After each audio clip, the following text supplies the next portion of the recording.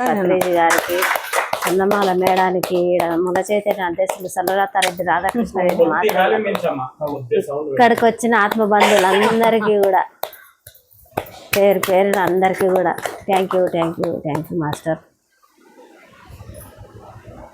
మనము దేనికి వచ్చినాం, ధ్యానం చేయడానికి వచ్చినాం కానీ మర్చిపోయినాం. ఇక్కడ మా మేడం వాళ్ళ దగ్గర నేను 5 సంవత్సరాల నుంచి సేవ చేస్తున్నాను. సేవ ఎవరి కొరకు, నా కొరకు చేసుకుంటున్నా. ఆయన మేడం ఏది చెప్పిందో అది అన్ని కరెక్ట్ నాకైతే నిరూపించుకోయింది. నేను చెప్పినట్టు ప్రతి ఒక్కరు కూడా 2-3 బాడీ వదిలిండ్రు. వాళ్ళ ఇన్ఫర్మేషన్ నాకు ఫోన్ చేసింది. వాళ్ళ మాకైతే తెలియదు, అమ్మ అయితే చెప్పింది. ఆడైతే మళ్ళీ రుదువు తేలింది అప్పుడే 2-3 గంటల్లోనే. కానీ ఆమెకి ఏది థాట్ వస్తే అది ఓకే అయిపోయింది అంతే. మా పత్రిజీ గురుగారు కూడా సుస్తైనప్పుడు అక్కడ బెంగళూరులో ఉన్నాడు. వనపర్తికి వస్తాడని వెయిటింగ్ చేస్తుంటే ఎక్కడ వచ్చేది బోర్దాన అన్నాడని మేము కారు తీసుకొని వెళ్ళిపోయినాం. ఇక్కడే రండి నన్ను చూడనికంటే అక్కడనే వెళ్ళిపోయినాం. సార్ బాడీ వదులుతాడనే టైం కూడా ఆ టైం కూడా చెప్పేసింది ఆమె.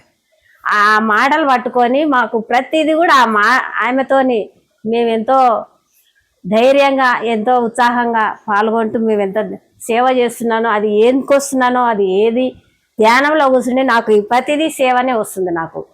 నాకు వచ్చినది నేను చేస్తున్నా వాళ్ళ దగ్గర.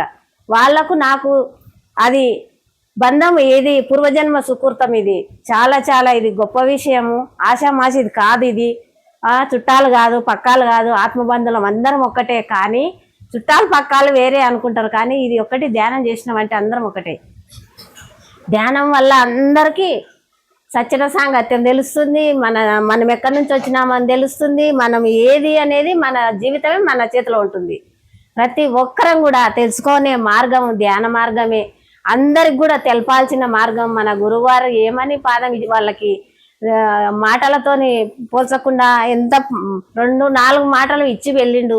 ఆ మాటలు పట్టుకున్నారు. అదే మాటలతో మనం కూడా చెప్దాం కూర్చోబెడదాం చేపిద్దాం. ఈ 2030 వరకు అమ్మ ఈ నెలలో కూడా ఏమో జరగబోతుంది వచ్చే నెలలో అంటుంది కనుక చాలా చాలా బీభత్సంగా ఉన్నాయి కనుక అది ఆమెకు తెలిసింది. జరగబోయేది కూడా అదే ఉన్నాయి కనుక మనం జాగ్రత్తగా ధ్యానం చెప్పుదాము. మన ఫ్యామిలీలో మన ఇళ్ళల్లో కూడా కూర్చోబెడదాం, ధ్యానం చెప్దాం. మన పిల్లల్ని కూడా మనం ధ్యానం చేపించుకుందాం.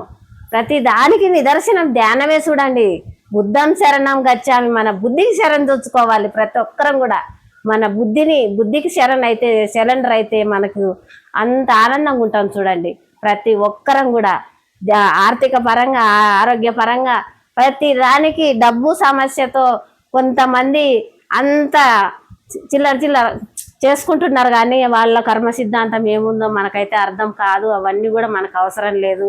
కానీ బయటపడేటప్పుడు పడుతుంది. అది అయ్యేది అయితేనే ఉంటుంది. కానీ కథ లేని కార్యం జరగదు.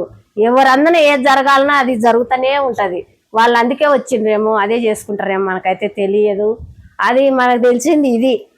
అమ్మ వాళ్ళు సేవ చేస్తున్నారు. ఇక్కడ పిరమిడ్ కట్టించి ఎంతో వేల మంది, లక్షల మంది పిల్లల విద్యార్థులకు చెప్పడం, ముసల వాళ్ళు తలనొప్పి నుంచి కాలం నొప్పుల వరకు తగ్గించుకోవచ్చని, ప్రతి ముక్కు ఉన్నవాడు ధ్యానం చేయొచ్చు, ప్రతి శ్వాస ఉన్నవాడు చేయొచ్చు అని మన గురువుగారు ఏం చెప్పిండు అదే బోధించుకుంటూ వాళ్ళు తిరుగుతున్నారు. వాళ్ళ వెనకంగా నేనేదో హనుమంతునిలాగా జై శ్రీరామ్ అనుకుంటా నేను అడుగులు వేసుకుంటూ వెళ్తున్నాను. ప్రకృతికి విశ్వానికి ఏది అందిస్తే అది మనకు అందుతుంది. ఇది విశ్వశక్తి. ఇదంతా తీసుకోవాలి. అది విశ్వశక్తి తీసుకుంటేనే మంచి మాటలు, మంచి జ్ఞానము, మంచి చూపు, మంచి ఇది వస్తుంది. కనుక అందరం కూడా బాగా చేద్దాము. మా అమ్మకాడైతే నేనైతే మంచిగా ఆరోగ్యపరంగా కానీ అంతటా బాగా అయినాను కాబట్టి నాకు ఆ నమ్మకం, ఆ సంకల్పం గొప్పది. ఫస్ట్ ఆ సంకల్పంతోనే నేను వచ్చి ఇలా చేసుకుంటున్నా. నా కొరకు నేను చేసుకుంటున్నా, ఎవరి కొరకు కాదు. కనుక అందరం కూడా చేద్దాము, అందరం కూడా పాల్గొందాము. ఇక్కడ ఉన్న స్థితి స్థిరము కాదు, ఉన్న ఇల్లు స్థిరము కాదు, ఉన్న కోట్లు స్థిరము కాదు, ఏది మనకు ఎంట రాదు, పుట్టింది పురిటిలోన పోయేది మట్టిలోన, ఈ ఇల్లు స్థిరము కాదమ్మా, ఓ మట్టి బొమ్మ నీ ఇల్లు వేరే ఉందమ్మా. ఆ కోట్లు ఉన్నోళ్ళు, లక్షలు ఉన్నోళ్ళు ఇలా సేవ చేయండి, ఒక పిరమిడ్ కట్టియండి. ఎంతో ఎంతో పుణ్యం వస్తుంది, ఎంత ఎంత శక్తి పెరుగుతుంది. ఈ 4 సంవత్సరాల్లో చేసేటివన్నీ చేయండి. తీసుకునే వాళ్ళు ఉన్నారు, ఇచ్చేతోళ్ళు ఉన్నా తీసుకునే వాళ్ళు ఉన్నారు. చూడండి ఇంత భాగ్యము మనకు దొరికింది, కొన్ని జన్మల సుకృతం ఇది. ఎంత గొప్ప పవిత్రమైందో చూడండి.